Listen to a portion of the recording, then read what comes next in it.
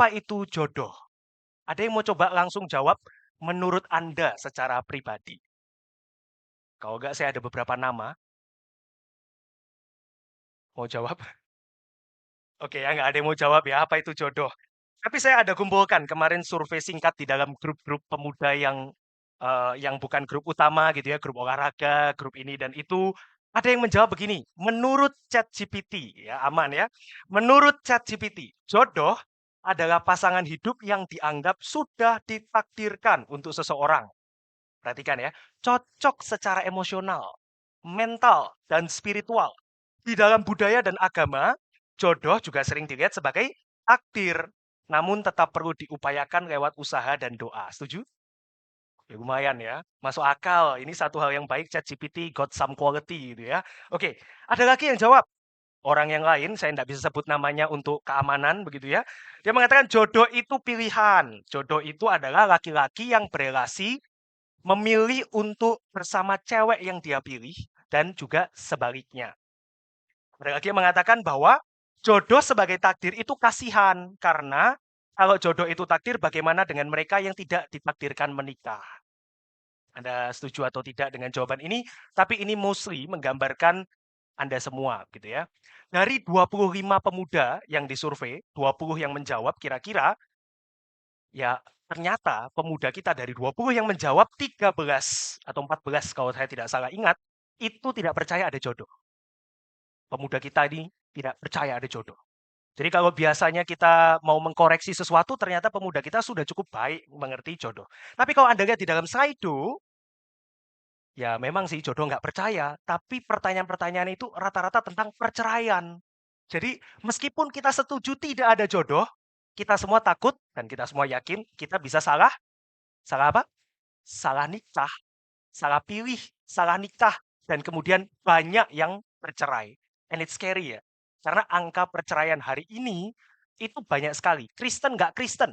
Orang ke gereja nggak ke gereja. Semua angka perceraian itu banyak. Dan itu membuat kita bertanya-tanya, ada nggak sih sebetulnya jodoh itu? Oke, teman-teman kita perlu jawab ya. Kita lihat ya, di dalam slide berikutnya, kalau tadi ChatGPT sudah jawab, beberapa pemuda sudah jawab, survei sudah menjawab. Ternyata waktu kita cari di Google, kita search di AI, kita tanya kepada internet, dia akan memberikan banyak definisi, tapi sedikit makna. Kira-kira kalau kita semua ambil average ya, pemahaman dari jodoh yang modern itu adalah satu konsep tentang soulmate. Someone must be created for someone else. Ya, ada orang yang dicipta khusus untuk orang, entah takdir kah, entah kehendak Tuhan kah, but it's a soulmate. Pasangan bagi jiwa. Seseorang yang pas buat saya, itu jodoh.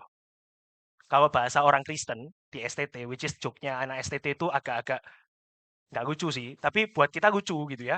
Itu adalah tulang rusuk.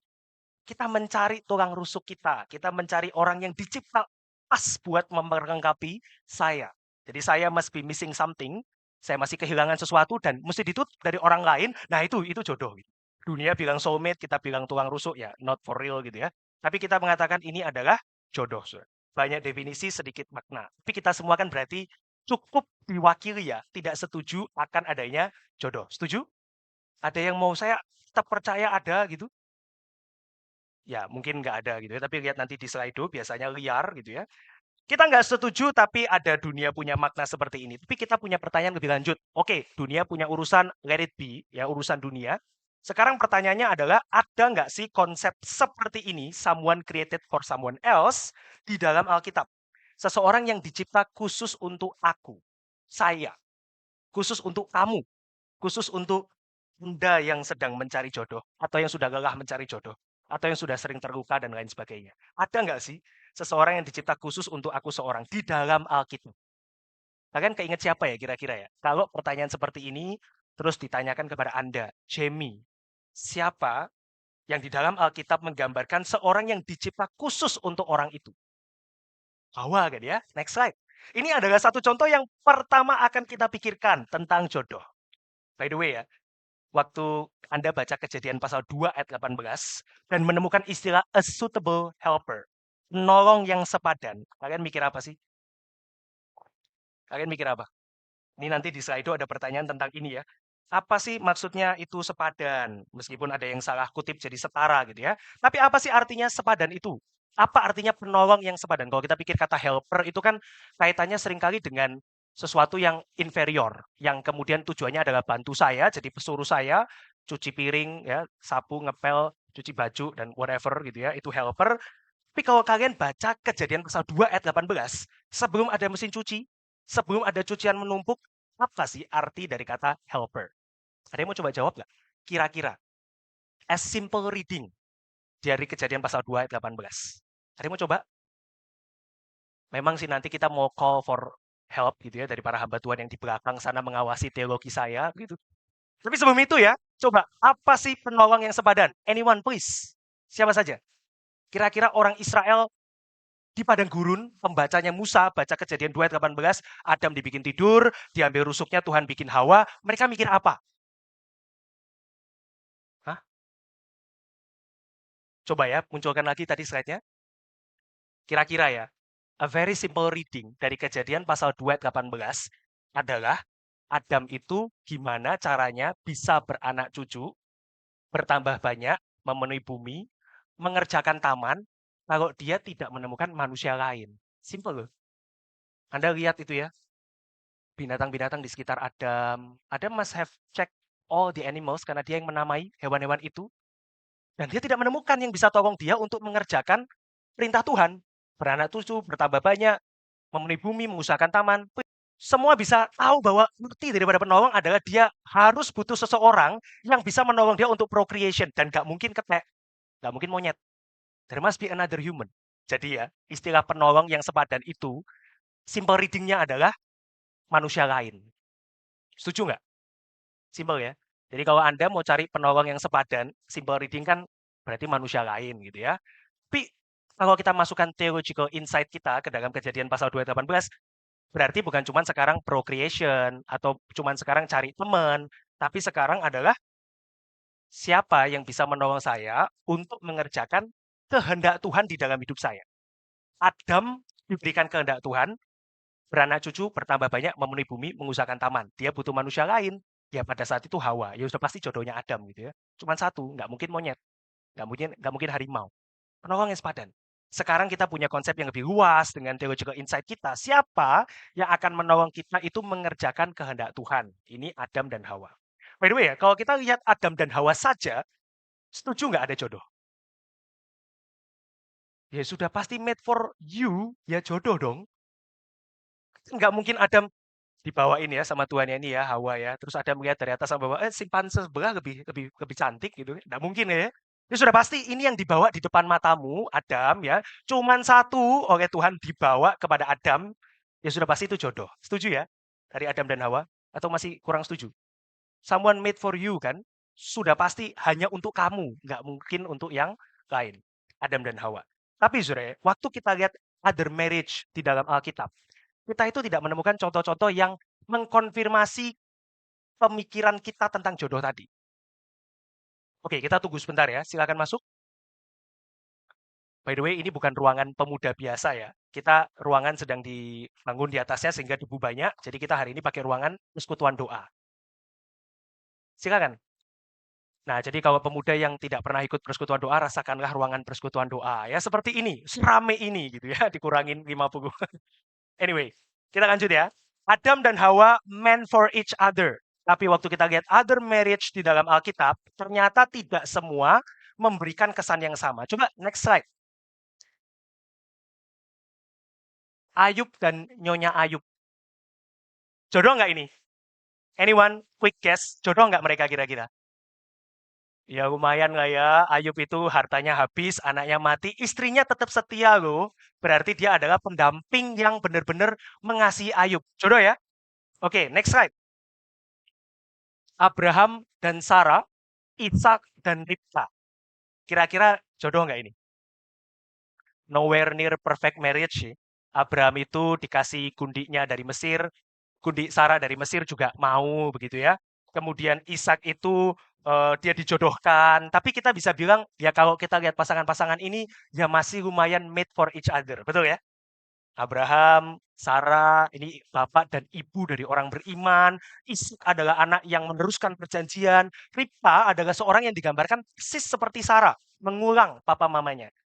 Meant for each other. Sekarang coba lihat slide berikutnya. Siapa jodoh dari Yakub? Kalian tahu kisah Yakub ya? Karena ini nggak works kalau kita nggak tahu kisah Alkitab. Yakub itu seneng Rahel apa ya? Rahel ya, Pak Amin ya. Rahel ya. Rahel. Yakub senengnya Rahel karena Rahel itu menarik, cantik di matanya Yakub. Yang dia nikahin pertama siapa? Lea. Setelah dapat Lea, Lea tidak dicintai oleh Yakub, dia tetap mencintai Rahel. Dia juga mendapatkan Rahel, kemudian dia baru kerja tuh lagi 7 tahun, dan kemudian masing-masing ini bawa budaknya masing-masing, hambanya perempuan masing-masing, Silpa dan juga Bilha. Siapa jodohnya Yakub? Berani sekali bilang Lea. Kok bisa berani sekali Lea? Kenapa Lea?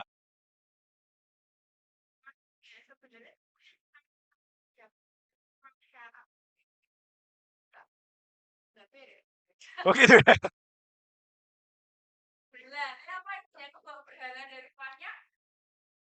Tapi Lea juga rela loh berakting seperti Rahel di malam pertama dengan Yakub supaya dicintai oleh Yakub. Yakub itu berhalanya Lea. Ya argumenmu kurang kuat tuh. Mau coba lagi? Hah? Oke, katakanlah cuman Lea. Tapi ternyata 12 suku Israel itu dari siapa? Dari semua, men. Ini loh nenek moyang lu orang beriman. Nah, lu lihat ya. Yakub ini jodohnya separuhan, ya, seperempatan. Ya, udah gitu ya, nggak ada jodoh di sini. Oke, kita lihat pernikahan berikutnya. Musa dan next Sipora. Itu yang kiri ya. Later on, Sipora sudah mati di bilangan 12. Musa ini sudah tua, masih masih punya jiwa muda. Jadi dia ambil istri seorang wanita Kus. Ada yang mengatakan wanita Kus ini Sipora ya, ada penafsiran itu. Tapi banyak yang bilang ini different woman. Pertanyaan saya, nanti di surga siapa sih jodohnya Musa ini? Ada nggak konsep begitu ya di surga? Nanti gue sebenarnya kamu kamu dulu sama saya, sekarang kok tambah dia. Jadi kita apa ini? Wah, ini kan konsep kita tentang akhir zaman diuji di sini ya. Tapi siapa jodohnya? Musa. Siapa yang meant for Moses? Ya nggak bisa ngomong ya. Kalau konteks seperti ini ya nggak tahu. Which is kan unik ya. Sekarang orang kalau meninggal itu kan kalau dia punya dana lebih dia akan beli 2 tanah kuburan. And then saya tahu yang akhirnya istrinya meninggal, dia sudah beli, istrinya sudah dikubur, sebelahnya buat dia. Lalu dia nikah lagi. Istri kedua meninggal juga. Akhirnya itu istri dan istri. Nah, kalau 3 kali. Nanti waktu Pak Agudin bagian kedukaan kan kita jadi sulit berduka gitu ya. Ini lucu sekali gitu. Istri meneladani Yakub. Kita nggak bisa kan ya ngomong jodoh untuk yang nikahannya tuh kompleks. Kalau Ayub dan Nyonya Ayub, kita nggak tahu siapa namanya, not a perfect marriage, but it works, lumayan gitu ya. Abraham dan Sarai, iya sih ada Hagar, tapi dia diusir. Abraham is meant for Sarah, begitu ya. Tuhan bilang bahwa melalui keturunan Sarah, itulah umat perjanjian.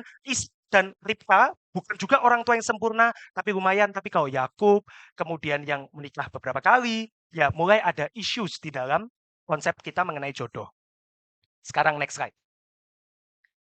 Wah ini, kita sering salahkan Salomo ya. Daud yang mirip-mirip sebenarnya gitu ya. Cuman kenapa kok dosanya Salomo yang dicatat bahwa dia itu diajak untuk menyembah Allah asing ya karena penulis Alkitab mau menjelaskan kerajaan itu mau pecah. Kenapa mau pecah? Ya gue punya raja gue nggak beres. Dia kawin sama, ini kawinan politik sebetulnya. Dan kemudian mereka bawa berhalanya dan Salomo itu tergoda juga. Orang yang paling berhikmat pun juga tergoda. Siapa jodohnya? Daud dan Salomo. Ya kita kalau sudah kayak begini sangat kompleks ya. Dan then pertanyaan kita adalah sebetulnya ada nggak sih di dalam Alkitab pernikahan-pernikahan yang baik-baik? Ya ada dan tidak ada gitu ya. Lihat slide berikutnya. Anda tahu pernikahan siapa ini kira-kira? The Beauty and the Beast? Saya mau tebak. Pernikahan siapa ini? Esther. Dengan siapa?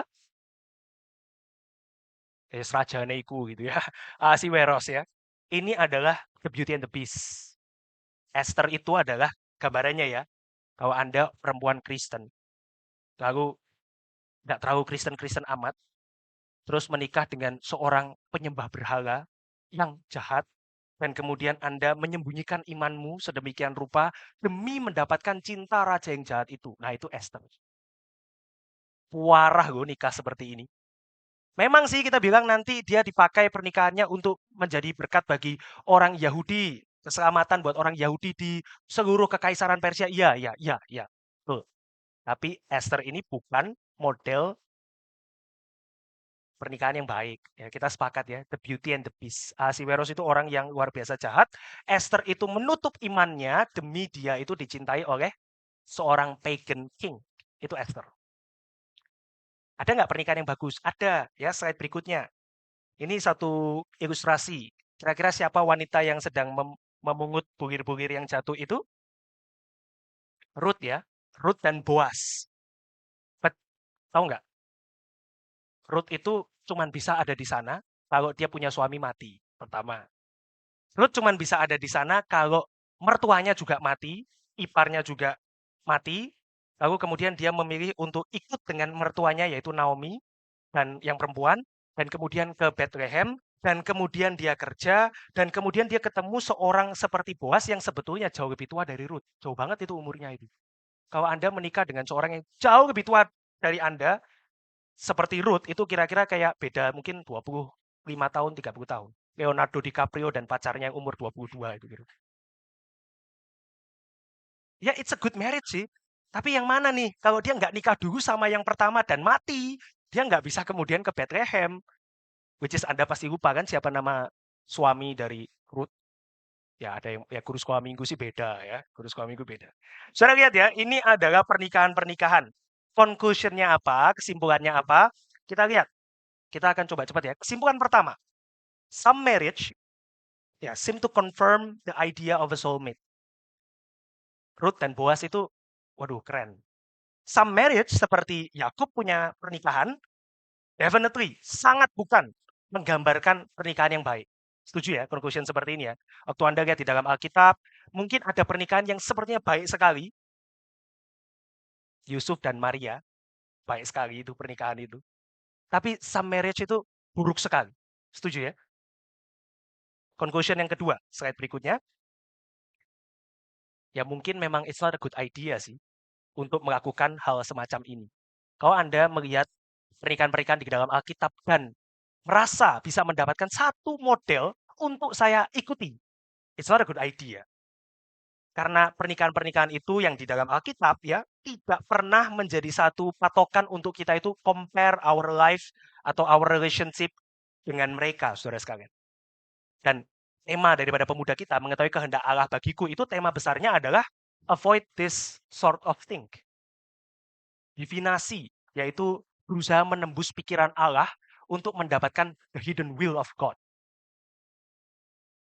Oke ya, ini conclusion yang kedua. Conclusion yang ketiga. Lagi pula, hanya karena Tuhan menetapkan siapa yang akan kita nikahi kelak, itu jika Anda dipanggil untuk menikah, mayoritas, tidak berarti dia berniat memberitahu kita siapa orangnya. Setuju ya? Ini gini tok, gue juga tahu gitu kan ya. Tapi pertanyaan lebih besarnya adalah, oke, ya kalau Anda ingat tema pertama yang saya bawakan ya, avoid this divinasi ya, yang penting adalah relasi, lihat di dalam slide berikutnya, apakah kita itu dibiarkan buta dan tanpa tujuan? Jawabannya tidak. No. Saudara tahu ya, di dalam bagian pertama saya berikan 3 contoh. Orang beriman di dalam Alkitab, kita ambil dari Ibrani pasal 11, orang beriman yang disebut sebagai pahlawan iman, 3 yang pertama, masih ingat siapa aja 3? Waktu itu sih gayanya nyatet gitu ya, tapi kayaknya ubah. Siapa 3? Habel, kemudian siapa? Yang diangkat ke surga siapa? Henok. Yang ketiga, Nuh. 3 orang ini 3 orang beriman yang disebut pertama di Ibrani 11 dan hidupnya beda banget. Masih ingat nggak? Habel percaya Tuhan dan dia mati.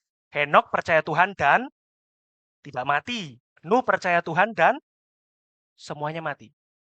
Kita nggak bisa pakai hidup mereka sebagai pola. Orang beriman mesti diberkati, orang beriman mesti sehat, orang beriman mesti karirnya lancar, orang beriman mesti investasinya berhasil, orang beriman mesti menikah dengan orang yang tepat, atau orang beriman mesti menunjukkan teladan pernikahan yang begini dan begitu. Dan kita pakai orang-orang di dalam Alkitab sebagai contoh. It doesn't work that way. Tapi ingat, yang lebih penting adalah relasi. Saudara. Relasi itu selalu lebih penting. 3 orang itu, yang pertama Habel beriman dia mati, Henok beriman tidak mati, Nuh beriman dan semua kecuali keluarganya mati. Mereka punya satu kesamaan. Mereka berjalan bersama dengan Tuhan, dan Tuhan senang mereka berjalan dengan Tuhan. Let's agree di dalam poin yang pertama ini dulu. Kalau Anda pengen mencari jodoh, mendapatkan the one, apapun yang Anda sebut, mau jodoh, the one, tukang rusuk, soulmate kah, whatever, remember, yang pertama adalah relasi itu lebih penting dibanding Anda tahu siapa orangnya. Setuju? Ya pengennya sih enggak ya. Tapi masalahnya kita nggak dikasih tahu. Kita cuman pertama dikasih tahu oleh firman Tuhan yang lebih penting atau yang pertama atau yang utama. Let's learn to walk with God first. Yuk belajar jalan bersama dengan Tuhan dulu. Step 1 ya. Step 2 ingat gak? Pak Agudin waktu itu bahas apa? Setelah apa itu mengetahui kehendak Allah, ternyata intinya adalah relasi penting. Yang kedua adalah, tadi tepat ada, baca Alkitabmu. Slide berikutnya. Step kedua, saya mau tahu kehendak Allah. Ambil dan baca Alkitabmu. Ini adalah step yang kedua untuk mengetahui kehendak Allah. Dan apa yang Alkitab kasih tahu? Ternyata Alkitab juga nggak kasih tahu, Filbert, kamu akan menikah dengan Song Hye Kyo. Nggak, gitu ya. Alkitab tidak kasih tahu itu. Alkitab kasih tahu apa? Well, first, Filbert, carilah dulu kerajaan Allah. Jangan pikir jodoh dulu. Belajar jalan dulu baru lari. Ya, jangan langsung kamu itu berlari, kamu jangan dulu. Carilah dulu kerajaan Allah. Yang kedua, sudah jadi Kristen, sudah melayani, sudah mengikut Tuhan. Tunggu, belum tentu kamu itu siap dipercayakan someone. Kamu harus bertumbuh dulu, grow up dulu, berkembang dulu, kerja dulu, mature up, dan lain sebagainya, bertumbuh dulu. Yang ketiga, menguji panggilan nih. Ini saatnya nih. Am I called for marriage? Mostly orang dipanggil untuk menikah, ya. Tapi di situ kita mesti menguji. Kita ini mencari pasangan sudah untuk the right idea, ya, konsep yang benar, atau masih belum. Itu yang Anda dapatkan waktu ambil dan baca kitab suci. Dan I think ya, step yang kedua ini yang panjang. Waktu saya mau cari, saya menikah dengan siapa, I don't get it. Tapi saya dikasih tahu oleh firman Tuhan, hold up ya, sabar. Pelan-pelan. Maybe not now, maybe not today. Prepare yourself ya. Persiapkan dirimu dulu. Waktu Anda baca Alkitab. Lalu waktu ambil dan baca Alkitab suci, ada yang kedua kita terima. Next. Kita ketemu syarat pasangan. Kita nggak dikasih tahu siapa orangnya, tapi kita dikasih tahu 2 syarat dan cuma 2 syarat. Yaitu adalah, pertama, jangan lawan your creation ordinance. Jangan lawan kodrat. Artinya, Jamie is not made for Petro, gitu misalnya. Adam is not made for Jonathan. Pasti untuk wanita. Wanita pasti untuk pria. Ini creation ordinance. Artinya kalau Anda melanggar yang pertama, there will be a series of problem. Pasti itu, guaranteed. Dan yang kedua, syarat yang kedua adalah setelah lawan jenis, for your goodness sake, ya, demi kebaikanmu, menikahlah dengan yang satu iman. Ini Alkitab ada. Dan kita nggak perlu lihat ayat-ayatnya, because I think you know. Karena kalau lihat dari pertanyaan di slide itu, ya 2 ini ya sudah pasti. Yang pertama, I think given, kita semua setuju di sini. Dan yang kedua, yang seringkali menjadi kesulitan buat kita, gitu ya. Tapi 2 ini diberikan oleh Alkitab. Kita intermezzo ya. Kira-kira setuju nggak 2 syarat ini itu cukup? Which is kalau cuma 2 syarat ini berarti you can marry anyone di ruangan ini kan ya. Selama lawan jenis dan selama dia orang Kristen. Dan bukan KTP Kristen ya. Karena hari ini kita mengurus izin pembangunan gereja dan ternyata KTP jemaat banyak yang bukan Kristen tapi Kristen. Ya ini bukan KTP Kristen, tapi of one faith yang benar-benar beriman kepada Tuhan. Setuju nggak 2 syarat ini cukup? Iya, enggak gitu ya. Tapi actually ya teman-teman, 2 syarat ini itu digambarkan Alkitab cukup kira-kira ya. Kira-kira seperti ini. Kalau kamu menikah tidak melanggar kodrat manusia, laki-laki dan wanita, beres, dan menikah di dalam satu iman, seharusnya problem atau tantangan apapun di dalam pernikahan, kamu bisa lalui. Setuju nggak ya? Seharusnya, ada dosa. Oke, kalau kamu satu iman, kamu setuju firman Tuhan adalah standar kebenaran, seharusnya kamu bisa bertobat. Seharusnya bisa rekonsiliasi. Sulit mengatur keuangan, yang satu boros. Oke, tapi kalau kamu satu iman, kamu percaya Tuhan itu memberikan firman, firman mengajarkan kepada kita cara mengatur uang, ya seharusnya bisa bertobat. Kalau kamu satu iman, Roh Kudus memimpin, seharusnya dia bisa melahirkan pertobatan. Supposedly, seharusnya. Kalau satu iman berarti, kalau sudah menikah ya, dia akan selalu mengusahakan rekonsiliasi, meskipun sulit. Itu maksudnya. Bukan berarti kalau sudah lawan jenis dan satu iman, beres semua, bukan. Tapi kamu akan bisa make it work. Karena kamu percaya standar yang sama, Allah yang sama, dipimpin oleh roh yang sama, kamu mau mengerjakan satu tujuan yang sama, yaitu menjalankan kehendak Tuhan, seharusnya bisa berhasil. Ya kalau seperti itu lebih masuk akal ya. Ternyata Alkitab tidak mengajarkan introvert harus married dengan extrovert, atau orang kaya harus dengan orang kaya, atau orang dengan ras tertentu harus dengan ras tertentu. Tidak. Lawan jenis dan satu iman. Tapi kan susah ya, kita mengimani syarat-syarat pasangan di dalam Alkitab ini. Maka ingat gak step ketiga yang waktu itu dipimpin oleh Vikaris Amin? Ingat gak? Setelah ambil dan baca Alkitab, ternyata sulit menghidupi syarat-syarat di dalam Alkitab. Maka yang ketiga adalah menumbuhkan cinta pada Allah. Dan bentuk konkret dari menumbuhkan cinta pada Allah adalah saya mau meyakini bahwa ini adalah suatu hal yang baik, benar, dan saya kalau mengerjakan itu Tuhan akan memberkati saya. Itu artinya menumbuhkan cinta kepada Allah. Saya mau mengerjakan ini karena saya mengasihi Tuhan. Kalau saya tidak mengasihi Tuhan, saya nggak mau ikutin firman Tuhan. Simple sebetulnya. So, relasi itu penting, ambil dan baca Alkitab, menumbuhkan cinta pada Allah. Belum selesai. Step keempat, Budona waktu itu menumbuhkan bijaksana tertinggi. Apa itu? Saya ganti bahasanya di sini sebagai consult your believing community. Ini orangnya nih, sorry ya, beda agama nih dengan saya. Tapi saya seneng sama dia. Dia orangnya baik, moralnya tinggi. Dia orang yang, aduh, lebih baik dari orang Kristen lah. Cantik lagi gitu ya. Cantik dulu biasanya disebut gitu ya, baru yang lain-lain. Cantik. Saya seneng. Saya cocok. Consult yuk your believing community. Maybe including your parents ya. Kalau orang tuamu ada orang percaya, termasuk mereka. Kalau bukan orang percaya, tetap dengarkan dengan sopan, tapi secondary secara nasihat. Consult your believing community. Teman-teman, saya kenal banyak pasangan yang menikah bukan sesama Kristen. Later on, pasangannya jadi Kristen. Bagus dong ya. Tapi mereka semua nggak ada yang mengatakan, you should be like me. Enggak loh. Mereka semua mengatakan, don't be like me. Susah. Don't be like me. Painful. Don't be like me. Suffering. Don't be like me. Nggak jelas. Don't be like me. Ini anugerah Tuhan. Nggak ada loh yang mengatakan, oh saya bisa kok. Saya injili dia tiap hari jadi Kristen. Nggak ada loh. Saya nggak pernah ketemu yang begitu, meskipun sekarang sudah Kristen, dua-duanya.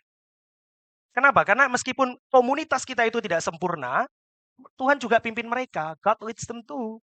Your parents, if they are believing, mungkin hamba Tuhan, mungkin pembina, mungkin rekan dan saudara-saudarimu di dalam komunitas umat percaya, dan di dalam slide itu ada pertanyaan siapa yang saya harus dengar, hear them. Tapi jangan cuma satu. Ya, jangan cuma satu. Dengarkan mereka. Dan juga jangan semua. Ya, karena bukan berarti semua yang di dalam komunitasmu punya nasihat yang baik. Mau tahu kehendak Allah? Relasi itu penting dengan Tuhan. Ambil dan baca Alkitabmu, tumbuhkan cinta kepada Allah, kamu meyakini itu benar, baik, dan kalau kamu mengikuti itu Tuhan senang, tanya kepada komunitasmu, consult your believing community, dan yang kelima, yang Penatua Jackson bahas minggu lalu. Boleh ditayangkan? Memegang pimpinan Allah. Try to walk, ya, ikuti, coba jalani hal tersebut. Maybe even question it, mungkin tanya terus kepada Tuhan, bener nggak sih? Oh nggak dapat-dapat ya, sudah cari yang lawan jenis, centang. Seiman, centang. Masalahnya stok di gereja habis. Mau gimana gitu ya? Memegang pimpinan Allah nggak? Atau kemudian, kayaknya other thing juga boleh dicoba deh gitu. Ya, memegang pimpinan Allah. Amsal mengatakan percayalah kepada Allah dengan segenap hatimu, jangan bersandar pada pengertianmu sendiri, di dalam segala hal kamu harus hidup seturut dengan jalan-jalannya. Selama kita mempertanyakan kehendak itu kepada Allah sendiri, it's good enough. Itu kayak Ayub ya. Oh, dia banyak pertanyaan, tapi dia lemparkan terus kepada Tuhan, lemparkan terus kepada Tuhan. Dia nggak tanya yang lain. Dia mungkin banyak pergumulan, but it's okay. Dia bawa itu kepada Tuhan. Tapi kalau kita kemudian, aduh, kayaknya ini terlalu lama. Saya sudah jomblo 10 tahun gitu ya. kok nggak dapat-dapat ya? Bisa aja sih aku yang nggak buka mata gitu ya, standar ketinggian gitu. Mengejar Song Hye Kyo yang nggak masuk akal lah gitu kan ya. Atau memang kita belum memegang pimpinan Allah dengan betul-betul. Maybe it takes time ya, tapi kita bisa mengamini ini satu hal yang benar. Oke, 3 slide terakhir kesimpulan. Perhaps eventually you may see someone. Ya ini Anda ya.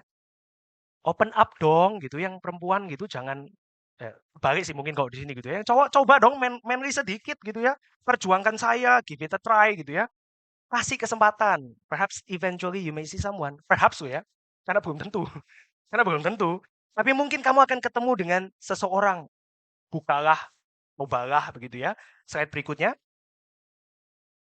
Jangan langsung pengen, wah saya mau dapatkan dia. Jangan.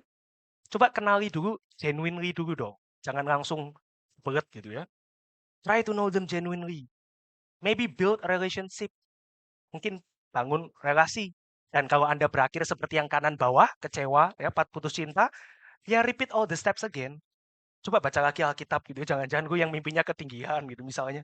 Coba kamu tanya kepada komunitasmu. Mungkin memang nggak cocok gitu ya. Karena memang meskipun syaratnya 2 kan tidak harus random. Dan ulangi lagi step-stepsnya. Perhaps you will see someone, kenali mereka, mungkin bangun relasi dengan mereka, ulangi lagi langkah-langkah itu, step-step itu, dan yang terakhir adalah ya have faith in God that He provides. Karena eventually meskipun kamu ketemu orang yang kamu rasa itu tepat di dalam segala sesuatu, pasti akan ada keraguan kok still. Iya kan? Bagaimana kalau dia berubah besok? Sekarang saya cocok, tapi kalau besok dia berubah, bagaimana? Kalau ternyata dia punya kehidupan lain, ternyata dia sudah punya bojo di Demak gitu misalnya, ya apa gitu. But have faith in God that He provides. Maka waktu Anda mengenal orang, do the steps. Mungkin tidak mengulang lagi ketemu orang baru, tapi keep in check dengan semua step-step yang tadi. Kamu pada akhirnya tetap nggak akan tahu apakah he is the one or she is the one, ataukah yang lain. But have faith, Tuhan itu provide sih. Tuhan itu menyediakan. Bapak di dalam surga, kami bersyukur untuk sesi renungan kami pada malam ini. Sebentar kami akan menjawab pertanyaan. Tuhan berikan hikmat kepada kami. Kenapa yang kami tahu juga tetap seringkali menjadi satu kesulitan bagi kami untuk kami imani betul-betul di dalam hidup kami. Dan kami mencoba untuk berjalan di dalamnya, maka berikanlah pimpinan Tuhan kepada kami. Berikan terang kepada kami sehingga kami mengenal jalan-jalan Tuhan di dalam hidup kami. Di dalam nama Tuhan Yesus kami berdoa dan mengucap syukur. Amin. Oke, kita lihat pertanyaan di Slido. Anyone boleh buka Slido-nya masing-masing. Dan kita akan coba untuk menjawab pertanyaan-pertanyaan di bawah ini. Pertanyaan pertama adalah, apabila sudah menikah lalu cerai, apa diperbolehkan menikah lagi, terutama di GRI? Saya mesti call a friend di pertanyaan pertama mungkin. Sebenarnya ini kan bahas mengenai jodoh ya. Jadi jangan langsung pikir mengenai perceraian, apalagi terutama di GRI ini kan berarti Anda pemuda GRI, begitu kan ya? Apabila sudah menikah lalu cerai, apa diperbolehkan menikah lagi, terutama di GRI? 4 like dari pemuda-pemuda Geraha dan Citra. Ya, saya coba jawab ya. Yang mau pikir perceraian, ya itu lebih baik dijauhkan dulu dari Anda yang belum menikah, ya. Jadi jangan takut dengan apa yang dibaca di dalam berita, orang-orang yang berpisah, orang-orang yang rumah tangganya retak, orang-orang yang gagal begitu ya, atau mungkin di sekitarmu. Mungkin menakutkan memang, tapi jauhkan dulu dari Anda. Karena kalau dengan demikian ya, kita itu seperti meragukan Tuhan itu akan provide someone ya, yang betul-betul baik, yang betul-betul memperlengkapi hidup kita nantinya untuk sama-sama menjalankan kehendak Tuhan, dan kita akan ikut untuk melangkah. Tapi kita harus beriman bahwa Tuhan menyediakan dan tentu ikuti semua ya, jangan ngeyel gitu, orang yang tidak percaya dan lain sebagainya kita enggak, pokoknya dia adalah jodoh ya, ya sulit gitu ya. Tapi kita harus jauhkan itu dulu. Apa diperbolehkan menikah lagi? Nikah dulu saudara ya, jangan ngomongin cerai lagi. Kalau ini cowok kan serem ya, masa Anda mau mencari pacar terus pertanyaannya di dalam PA itu apakah boleh menikah lagi ya? Jauhkan itu. Info pasangan, saya masih single. Saya kayaknya tahu ini siapa ini ya. Ya good luck brother. Pertanyaan berikutnya, cari jodoh yang setara. Bagaimana cara kita tahu apakah Apabila dia itu setara, haruskah ada keseimbangan antara kesetaraan dunia dengan rohani? By the way, jangan diubah dong. Alkitab bilangnya apa tadi? Sepadan, bro, bukan setara gitu ya. Setara itu konsep yang mungkin beda lagi. Kalau sepadan menurut Alkitab tadi pembacaan paling dasar Kejadian 2 ayat 18 artinya apa? Sama-sama manusia. Ya, sama-sama manusia, bisa beranak cucu, sama-sama gambar dan rupa Allah gitu ya. Sama-sama bisa mewakili Tuhan di tengah dunia ciptaan. Sekarang kita bukan lagi di Taman Eden, berarti setara buat kita artinya, sepadan buat kita artinya apa? Ya manusia tetap, lawan jenis juga, tapi bisa membantu kamu menjalankan kehendak Allah. Nah, kehendak Allah di dalam hidupmu itu dibantunya kira-kira oleh siapa, yang seperti apa gitu ya. Itu yang penting. Jadi kalaupun kita ganti kata ini setara dengan sepadan, maka kita mesti jawab gitu ya, apakah ada paralelnya dengan yang rohani? Justru yang utama adalah yang rohani dulu. Tadi kan parameter kesuksesan adalah Christ-like ya, keserupaan dengan Kristus. Artinya nggak ada orang yang sudah bisa mengklaim dia sukses. Tapi to help me to achieve that bersama-sama, siapa yang bisa menolong saya? By the way kan ya, coba Anda bayangkan ya, a biblical man, rohaninya tinggi, kerjaannya bagus, dewasa secara fisik dan mental dan spiritual, kira-kira dia butuh penolong itu buat apa? Bayangkan gitu ya, dia Pak Tong misalnya gitu ya, kalau saya pasti pakai contoh saya kan kurang gitu ya.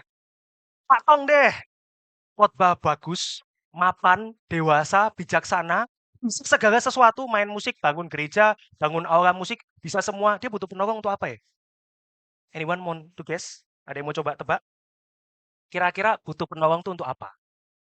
Seorang yang biblical man sedemikian tinggi, butuh penolong untuk apa?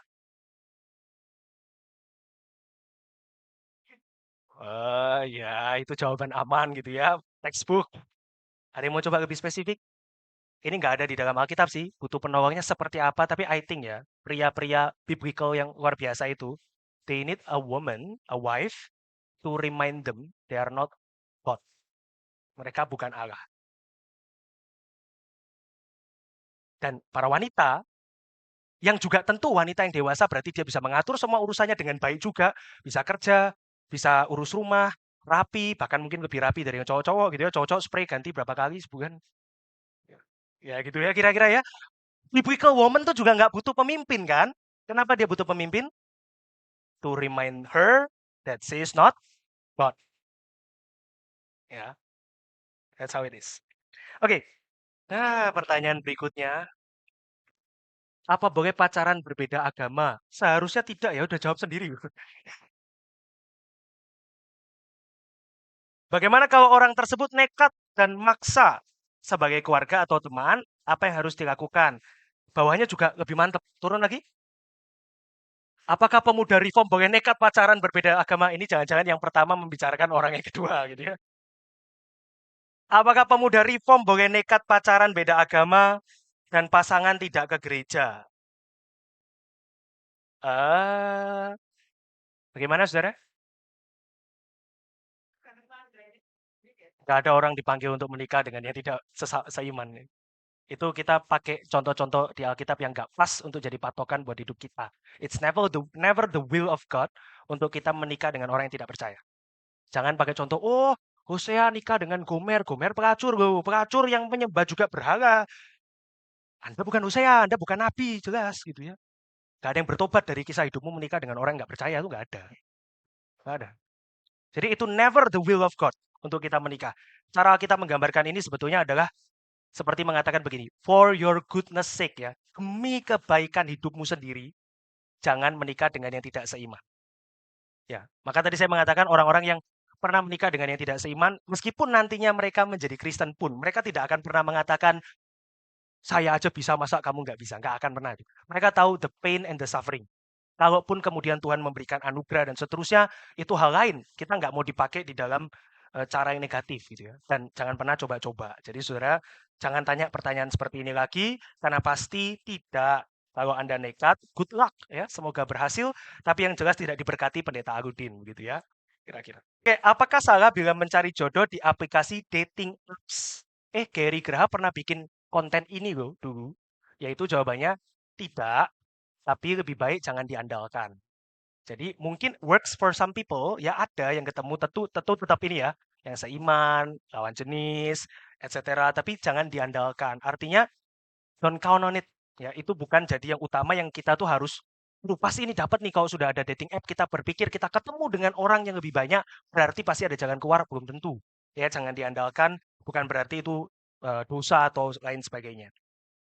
Orang Kristen bila sudah menikah tidak boleh bercerai. Lalu apa yang menjadi patokan hingga boleh bercerai? Misal KDRT atau apa baru boleh resmi cerai. Em, Kalau reform theology itu punya dua ground for divorce. Ini bukan Gary ya, ini reform ya, teologi reform. Westminster Confession 24.5 two ground for divorce. Yang pertama adalah adultery, yaitu perzinahan, dan yang kedua adalah desertion atau ditinggalkan. Nah, yang pertama itu lebih jelas ya, yang pertama itu lebih jelas karena breaking of the covenant, ya pengerusakan atau eh, pemutusan daripada covenant. Tidak berarti semua orang yang berzina pasti harus bercerai ya, tidak. Karena semua gereja akan mengusahakan rekonsiliasi. Kalau tadi kita percaya semua itu of one faith, berarti seharusnya ada, bisa diselesaikan. Tetapi itu menjadi satu ground di mana itu bisa dianggap untuk berpisah. Karena covenant itu dirusak oleh perzinahan. Ya, bukan berarti harus bercerai ya, tidak. Tapi juga bukan berarti mereka yang menjadi korban dari perzinahan harus terus bertahan. Itu juga dua hal yang berbeda. Kita mengusahakan orang itu rekonsiliasi, tidak berarti pokoknya tahanan ya. Kristus dipermuliakan, belum tentu. Yaitu salib yang Tuhan tidak minta harus dipikul. Yang kedua, desertion, itu adalah orang yang tidak mau bertobat, dan kemudian tidak mau percaya, dan kemudian memilih untuk meninggalkan. Kita biarkan mereka pergi, yaitu desertion. Itu dari surat Paulus. Yang pertama, cara orang reform menggambarkan adalah first and foremost. Yang kedua adalah in a very special case. Atau di dalam hal yang sangat urgent. Artinya berusaha terus untuk rekonsiliasi, tapi tidak pernah mau. Yaitu kita anggap mereka unbelieving spouse. Tidak percaya. But it's painful ya, sangat menyakitkan. Tapi jangan pikirin inilah saudara ya. Nikah belum kok gitu ya.